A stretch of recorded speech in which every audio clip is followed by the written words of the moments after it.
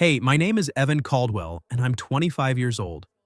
I live in a small, cedar shingled house on the edge of Burlington, Vermont, the one my dad left me when he passed 4 years ago. Most days you'll find me in the family woodworking shop a mile down the road, sanding boards, planing edges, breathing in the sweet smell of fresh pine and sawdust. It's honest work, quiet work, the kind that keeps my hands busy and my mind from wandering too far into the past. I like it that way. I'm not the guy who shows up at every party, the one cracking jokes in the middle of a crowd. Truth is, I'd rather be out back splitting logs or sitting on the porch with a mug of black coffee watching the lake fog roll in at dawn. But when Caleb, my best friend since we were 12 and trading baseball cards behind the bleachers, told me he was getting married, there was no way I was missing it. Caleb's the kind of person who makes you believe in second chances. He'd been through a rough stretch after his mom died, and finding Sarah turned his whole world right side up. I owed it to him to put on a decent shirt and show up with a smile. The wedding was held on a sprawling lawn just outside town, the kind of place where the grass stays green even in late September, and the maples are already bleeding red. White tents fluttered in the breeze, string lights crisscrossed overhead like golden constellations, and a wooden dance floor had been laid right in the middle of it all. The ceremony itself was short and sweet. Caleb in a navy suit, Sarah glowing in a simple lace dress, both of them laughing through their vows like they couldn't believe their luck. By the time the sun dipped behind the hills, the party was in full swing. Music spilled from the speakers, a mix of old country and modern pop, and the air smelled of grilled steak, citrus cocktails, and the faint sweetness of late-season honeysuckle. I stood near the edge of the tent, clutching a glass of ice water because I was driving later, watching people swirl around me. Kids darted between chairs, chasing glow sticks. Aunties in floral dresses swayed to the beat. I spotted Caleb's dad clapping strangers on the back, already 3 beers in and telling the same fishing story he'd told at every family gathering since I was 15. I was content to stay on the sidelines, nodding at familiar faces, letting the noise wash over me like lake water. That's when I saw her. Lena Harper stepped out from under the tent's shadow, and for a second the whole scene blurred. She wore a deep emerald dress that caught the string lights and threw them back in soft shimmers. Her dark hair was swept over one shoulder, a few loose strands brushing her cheek. I knew who she was. Sarah's older sister, the one who lived in Boston and edited books for a living. We'd met once or twice at Caleb's place, brief hellos and polite smiles, nothing more. She was 34, 9 years older than me, and carried herself with the kind of quiet confidence that made you straighten your spine just to be in the same room. But tonight there was something else in her eyes, a flicker of exhaustion, like she'd been carrying a weight no one else could see. I was still watching her, trying not to, but failing, when a man near the bar caught my attention. Mid-30s, slick hair, navy blazer a size too tight. He wasn't dancing, wasn't talking to anyone. He was staring at Lena the way a storm cloud stares at a field it's about to tear apart. I didn't know his name yet, but I'd learn soon enough. Mark. Her ex. The one who'd left her shattered 6 months ago and apparently hadn't gotten the memo that the invitation list was final. Lena's shoulders stiffened. She turned away, pretending to adjust a strap on her shoe, but I saw the way her fingers tightened around her clutch. She scanned the crowd, eyes skimming past faces until they landed on me. For a heartbeat, we just looked at each other across the lawn, and something unspoken passed between us. Recognition, maybe, or shared discomfort with the noise and the eyes and the weight of other people's expectations. Then she was moving, weaving through clusters of guests with purpose. Before I could step back or pretend I hadn't noticed, she was standing in front of me close enough that I caught the faint scent of her perfume. Something clean, like rainwater and cedar. "Evan," she said, voice low, urgent, but steady. "Dance with me?" I blinked. "Me? Please." She glanced over her shoulder. Mark was still watching, drink in hand, jaw tight. He won't stop staring, and I need to feel like I'm not on display for a minute. I set my glass on a nearby table without thinking. "Yeah, okay." Her smile was small but real, a crack in the armor. She slipped her hand into mine, warm, a little trembly, and led me toward the dance floor. The song shifted as we stepped onto the wood, something slow and swaying, guitar strings and a woman's voice singing about open roads and second chances. Lena placed one hand on my shoulder, the other still in mine. and we started moving. I'm not a dancer. Never have been. My boots felt clumsy, my arms too long, but Lena didn't seem to care. She guided me gently, her body close enough that I could feel the heat of her through the thin fabric of her dress. Up close, I noticed the faint freckles across her nose, the way her lashes cast shadows when she looked down. She wasn't looking at Mark anymore. She was looking at me. "You're doing fine," she murmured, lips brushing my ear as the music swelled. "I'm counting steps in my head," I admitted. "Don't. Just feel it." So I did. I let go of the counting, the awkwardness, the noise. There was only the sway of her hips under my hand, the soft pressure of her fingers, the way the lights blurred into gold behind her. For the first time all night, I wasn't on the outside looking in.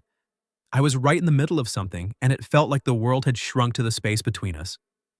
When the song ended, another slow one started right after. Lena didn't step away. She tilted her head, studying me like she was seeing something new. "Thank you," she said quietly. "Anytime," she laughed under her breath, a sound that loosened something in my chest. "Careful, I might hold you to that." I didn't know what to say, so I just smiled, and we kept dancing, the Vermont night folding around us like a secret neither of us had meant to share. The rest of the night blurred into a string of slow songs and golden light. Lena and I stayed on that wooden floor longer than I'd ever stayed anywhere with music and people and expectations. Each time a track faded, another began, and neither of us made a move to leave. Her hand stayed in mine, her other resting lightly on my shoulder, and I kept my palm against the small of her back like it belonged there. The crowd thinned around us, kids dragged off to bed, uncles swaying too close to the bar, but we didn't notice. Or if we did, we didn't care. I caught glimpses of Mark from the corner of my eye. He'd migrated to a picnic table near the dessert station, nursing the same whiskey, gaze flicking over every time Lena laughed. She felt it too. I could tell by the way her fingers tightened whenever his shadow crossed our path.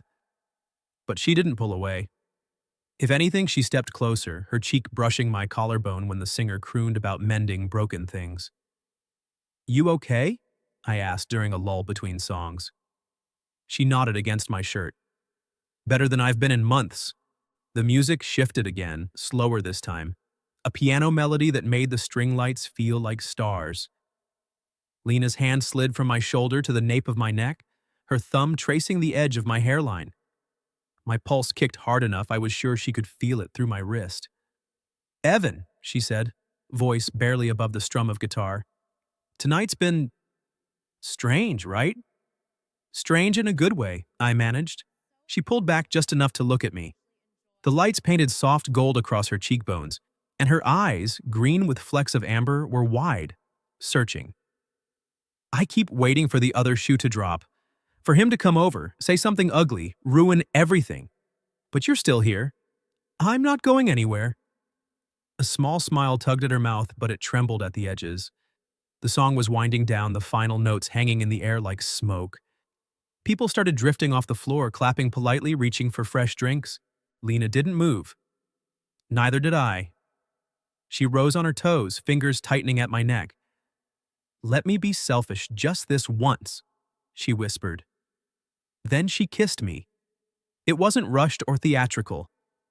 Her lips met mine soft and deliberate, tasting of champagne and the faint sweetness of wedding cake. I froze for half a heartbeat, long enough to register the warmth of her mouth, the way her breath hitched, then kissed her back. My hand slid up her spine, anchoring her closer. The world narrowed to the pressure of her body, the hush of her exhale against my cheek. Somewhere far off, a couple of Caleb's cousins whooped and clapped, but it sounded miles away. When we broke apart, her forehead rested against mine. Her eyes were closed, lashes dark against her skin. "I didn't plan that," she said, voice shaky. "Me neither." She laughed, a small, startled sound, and opened her eyes. "You're not what I expected." "Same goes." Another song started, but we stayed where we were, swaying without really moving. Lena's hand found mine again, threading our fingers like it was the most natural thing. "I thought I'd spend tonight hiding in the bathroom or faking a headache to leave early. Instead, I'm here. With me. With you." She squeezed my hand. "And I don't want to leave yet." So we didn't. We danced through one more slow song, then another. Mark eventually disappeared, maybe dragged off by a friend, maybe stormed out on his own. I didn't check. Couldn't have cared less.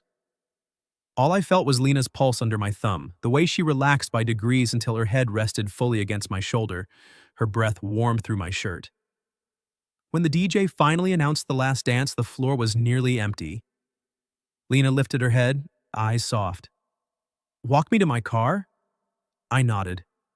We slipped away from the dwindling lights, past folding chairs and half-eaten slices of cake, her heels clicking softly on the gravel path. The night air was cooler now, carrying the scent of wood smoke from someone's late-night bonfire down by the lake. Lena's arm looped through mine, her hip brushing my side with every step. At her car, a silver sedan parked under a maple, she stopped and turned to face me. The string lights didn't reach this far. Moonlight silvered her hair instead. "I live in Boston," she said quietly. 4 hours away. "I know. This doesn't have to be anything." "I know that too."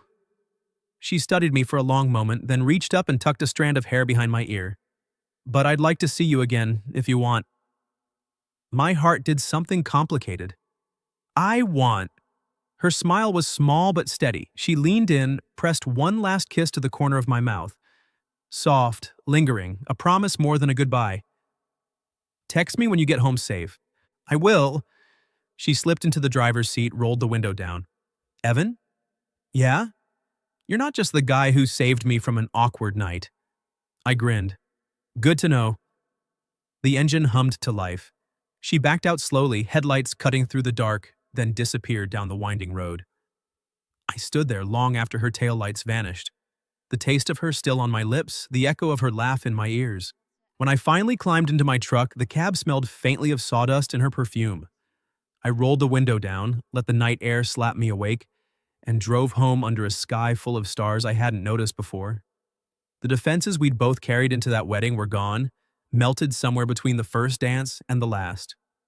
What was left was space, open, unfamiliar, and ours to fill however we chose. One careful step at a time. The morning after the wedding, I woke up to sunlight slicing through the blinds and the low hum of my phone on the nightstand. A text from an unknown number. "Made it home at 2:15. Thanks for the dance, Evan." Below it, a single coffee cup emoji. I stared at the screen longer than I should have, thumb hovering before typing back. "Anytime. Coffee later this week?" The 3 dots appeared, vanished, appeared again. I'd like that. We started small. A Tuesday afternoon at the little cafe on Church Street, the one with the mismatched chairs and the barista who always drew a leaf in the foam.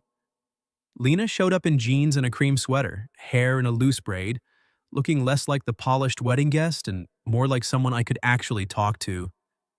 We sat by the window. She ordered a latte. I stuck with black coffee. Conversation stayed light at first. How Caleb and Sarah were probably still asleep on their honeymoon flight, the way the maple trees were already turning, the ridiculous price of parking in Boston. But then she set her cup down and asked about the shop. "You really make furniture with your dad's tools?" "Most of it, yeah. He taught me before." I shrugged. "Before he couldn't anymore."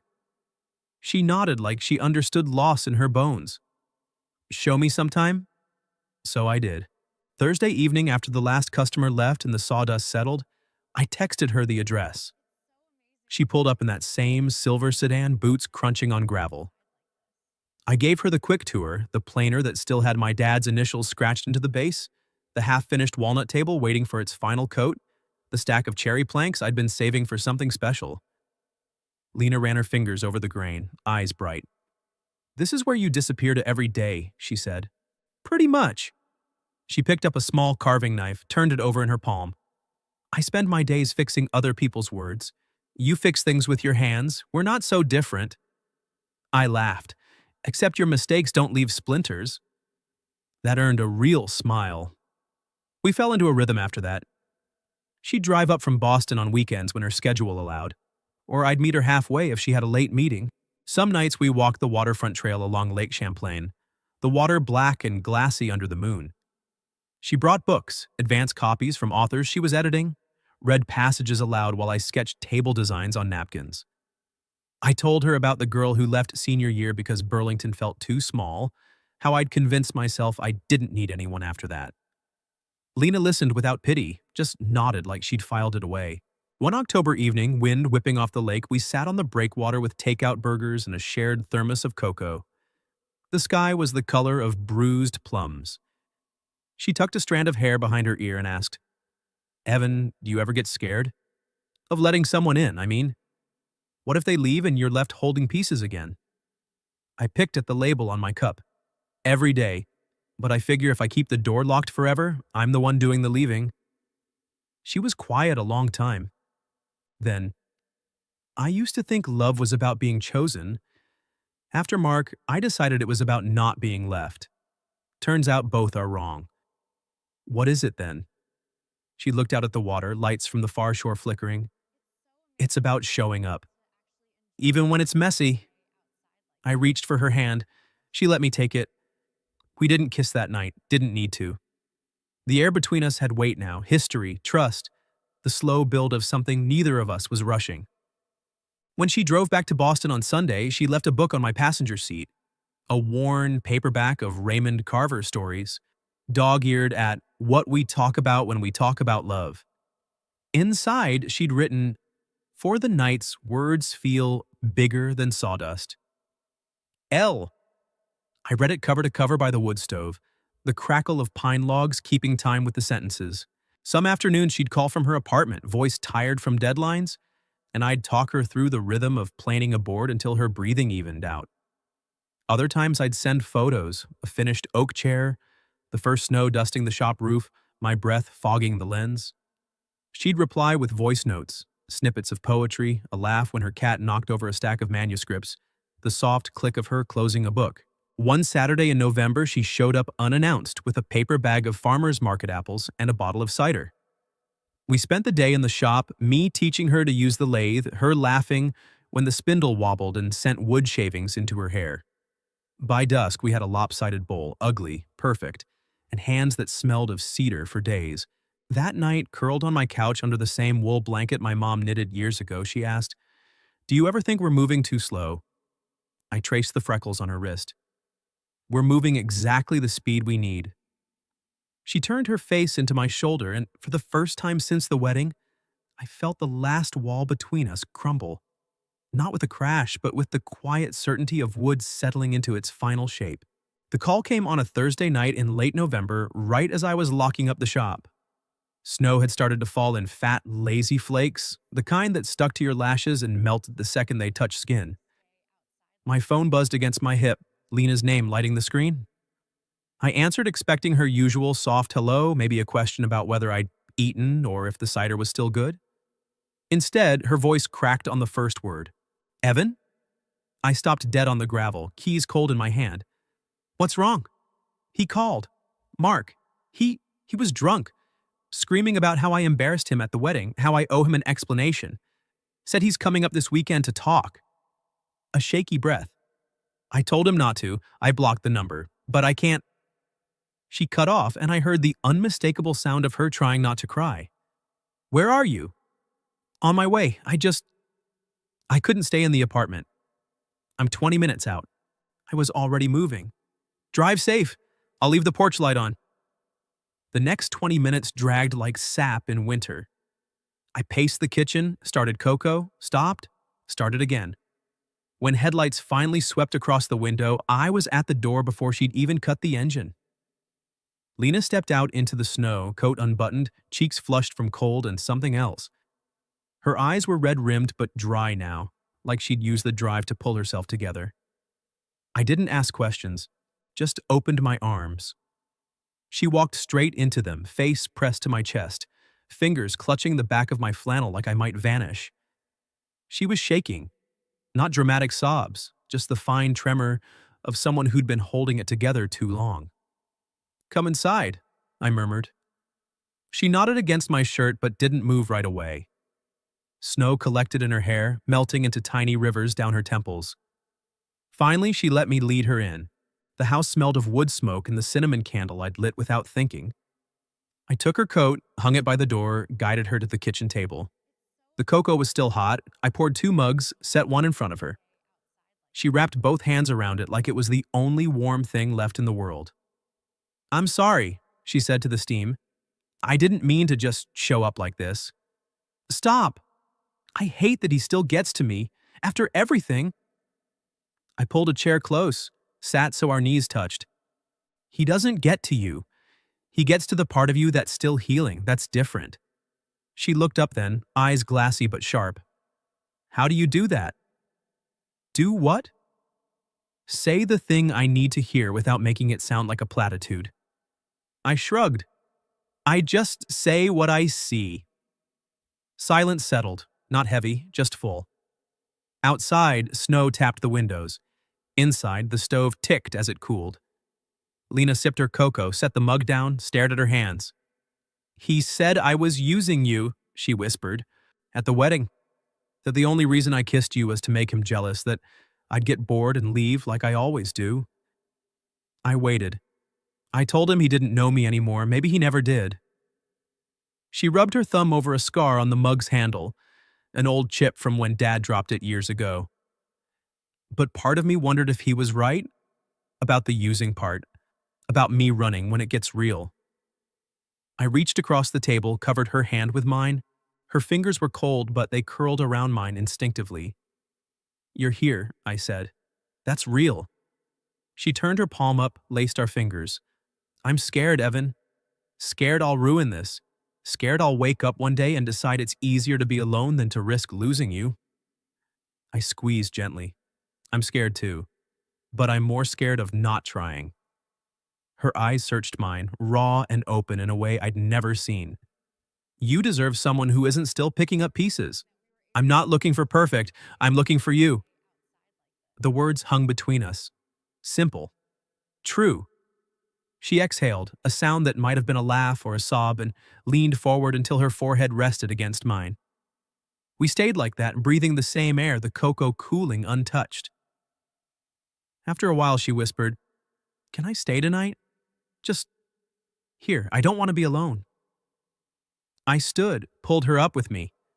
"Couch is yours, or the guest room, or..." I hesitated. "My bed, if you want. No expectations." She studied my face, then nodded toward the living room. "Couch is fine. But will you sit with me?" We moved to the sofa, the old leather one that creaked under our weight. I grabbed the quilt from the back, draped it over us. Lena kicked off her boots, curled into my side, head on my shoulder. The fire had burned down to embers. I added a log, watched the flames catch. She was quiet so long I thought she'd fallen asleep. Then, "I used to think strong meant never needing anyone. Turns out it just means letting them stay when they show up." I pressed my lips to her hair. "I'm staying." Her hand found mine under the quilt, fingers threading tight. We didn't kiss. Didn't need to. The weight of her against me, the steady rise and fall of her breathing, the way she relaxed by degrees until her grip loosened in sleep. That was enough. I stayed awake longer, staring at the fire, feeling the shape of her trust settling over me like the quilt. Outside, snow kept falling, blanketing the world in quiet. Inside, for the first time in years, the house didn't feel empty. It felt like a beginning. A month slipped by like sawdust through fingers, quiet, steady, and full of small, deliberate moments. Lena kept her apartment in Boston but spent more weekends in Burlington than not. She'd show up Friday after work with a canvas tote of manuscripts and a bottle of red, leave Monday before dawn with sawdust in her hair and my flannel around her shoulders. We never labeled it. Didn't need to. The rhythm felt natural, like a joint we'd planned smooth ourselves. Caleb and Sarah's 1-month anniversary party was the excuse we didn't know we'd been waiting for. They rented the same lakeside cottage where they'd honeymooned, strung fairy lights through the sugar maples, laid out picnic tables under a heated tent. Snow had melted into muddy patches. The air smelled of wood smoke and thawing earth. Fewer guests this time, just close friends, a playlist of their wedding favorites, and a chocolate cake Sarah swore she'd baked herself. I picked Lena up at the shop at dusk. She wore the same emerald dress from the wedding, but softer now, sleeves rolled, hem brushing new boots. Her hair was down, loose waves catching the last light. When she climbed into the truck, she leaned over and kissed my cheek without a word. I tasted cocoa and the faint trace of the cedar soap she'd started using because it reminded her of the shop. The party was already humming when we arrived. Caleb waved us over to the fire pit, handed us mugs of spiked cider. Sarah hugged Lena so hard they nearly spilled. Someone cranked the music, a slow, twanging ballad about front porches and second chances. Couples drifted toward the grass clearing that served as a dance floor. Lena set her mug on a stump, turned to me with that half smile I'd come to live for. "Evan," she said, voice low under the crackle of logs, "dance with me one more time?" I didn't answer with words, just took her hand and led her out beneath the lights. No ex-boyfriends lurked in the shadows tonight. No need to prove anything to anyone. The grass was soft under our boots, the air cool enough to raise goosebumps on her arms. I pulled her close, one hand at the small of her back, the other threading through hers. We swayed more than danced, really, just enough to keep time with the guitar. She rested her cheek against my shoulder. "Remember the first time?" Like it was yesterday. I was so scared then. Of Mark? Of everything. Of wanting this. Of letting myself have it. I pressed my lips to her temple. And now I'm just grateful. The song faded into another, slower still. Around us, friends laughed, glasses clinked, but the world shrank to the circle of her arms. Lena lifted her head, eyes catching the fairy lights like green glass. "Evan." "Yeah?" "Stop for a second?" I did. We stood still in the middle of the grass, music humming around us like a heartbeat. She rose on her toes, fingers sliding to the back of my neck. "Thank you for staying," she whispered. Then she kissed me. Not the careful, borrowed kiss from the wedding. Not the desperate one from the night Mark called. This was slow, deliberate, chosen. Her lips moved against mine with the certainty of someone who'd decided exactly where she belonged. I kissed her back the same way, steady, open, no hesitation. When we pulled apart, her forehead stayed against mine, breath mingling in the cold. "I love you," she said, simple as stating the weather. I felt it land in my chest like a hammer on a finishing nail, clean, final, perfect. "I love you too." She smiled, the kind that reached every corner of her face, and took my hand again. We walked off the grass, past the fire pit, past the laughter, toward the cottage porch where the lights didn't quite reach. Snowflakes started to fall again, lazy and fat, melting the second they touched our skin. Inside, the screen door creaked shut behind us. The living room was empty, just the low glow of a lamp and the faint smell of pine from the beams. Lena kicked off her boots, turned to me. "Stay tonight?" "Already planning on it." She laughed soft and pulled me down onto the couch. We didn't talk about tomorrow or Boston or what-ifs. We just sat tangled under a quilt, her head on my chest, my fingers tracing idle patterns on her shoulder. Outside, the party wound down, car doors shutting, voices fading into the night. Inside, the only sound was our breathing, steady and matched. Later, when the fire burned low and the snow had coated the windows, Lena murmured against my shirt, "I used to think peace was something you found alone." I kissed the top of her head. "Turns out it's something you build. One honest day at a time." She tilted her face up, eyes soft. "With someone who stays. With someone who stays." We fell asleep like that, limbs tangled, the quilt pulled high. The world outside could wait. For the first time in years, I wasn't bracing for the next loss. I was right where I wanted to be, holding the woman who'd taught me that staying was the bravest thing you could do. And in the quiet of that cottage, with snow falling and the lake lapping gentle against the dock, I knew. Every scar, every cautious step, every dance under string lights had led us here. To this. To us. The storm had passed. The house was warm. And we were home.